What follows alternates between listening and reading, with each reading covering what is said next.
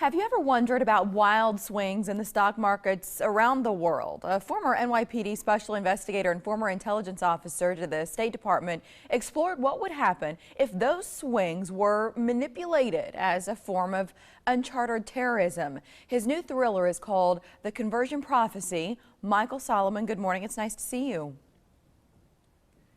Good morning. How are you this morning, Hey, Mary? we're good. This is fascinating. Exactly what are we talking about here in this political page turner? What's the concept?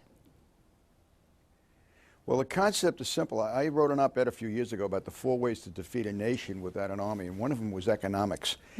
And I came up with basically a theory, but it's becoming more than a theory. Basically, it's Islam opens up about 900 to 1,000 little brokerage firms all over the world, and they're buying up stock in major corporations. And nobody's realizing it because they're flying under the radar. And what's happening is they're taking control of all kinds of sectors, food, energy, water, telecommunications. And then one day in the future, about 10 years from now, they announce to the world they own it all, and you either convert to Islam or we starve you out. And that's basically the concept. And and things I've written in the book are actually starting to come true, which is frightening. How did I mentioned your professional experiences off the top. How did those influence the direction you took with this book? Well, it's funny because some of the things that I use in the story are investigative techniques that I've used when I was a police detective, and some of the things I knew when I was in the intelligence division in the 70s, by the way, we're going back a few years. I was a bodyguard for Shah of Iran when he would travel to New York. And I got to know a little bit about the Iranian history and so forth from him, even though everybody thinks they're Muslims today. They're really not. They're Persians. But that developed a story, and that's where it took off from there. So it's quite a bit of a concept. And if you look at what's happening in the stock market over the last month or so, I'm saying, are these net swings, are these major swings up and down being manipulated by selling and buying by Islamic fundamentalists. So it's a frightening story, but it has a happy ending. Well, it makes people wonder, and I was reading some of the reviews for the book, and some readers asked, how possible is all of this? What do you believe?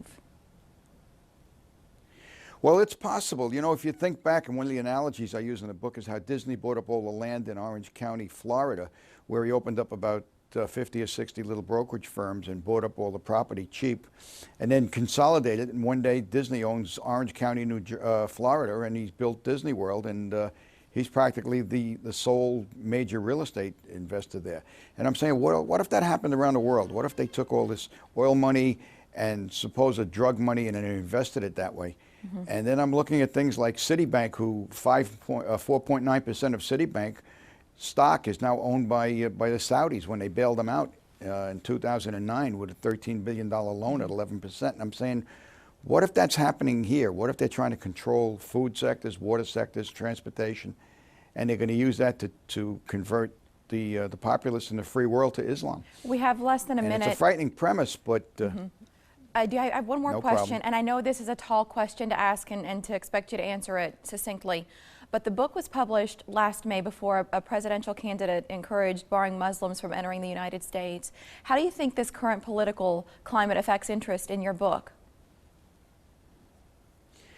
I'm not certain that any of the candidates have read it, but if they did, they might think a little bit differently, because we're not talking just about people coming into the country. We're talking about economic sectors being purchased, which is another way of invading America, doing it through the stock markets.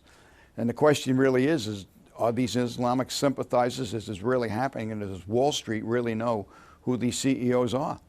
And that's the frightening part of it. It's called The Conversion Prophecy, the book now available where books are sold. Michael, thanks for joining us today. We appreciate it. Mary, thank you. Have a wonderful day. And you as well. Mike, over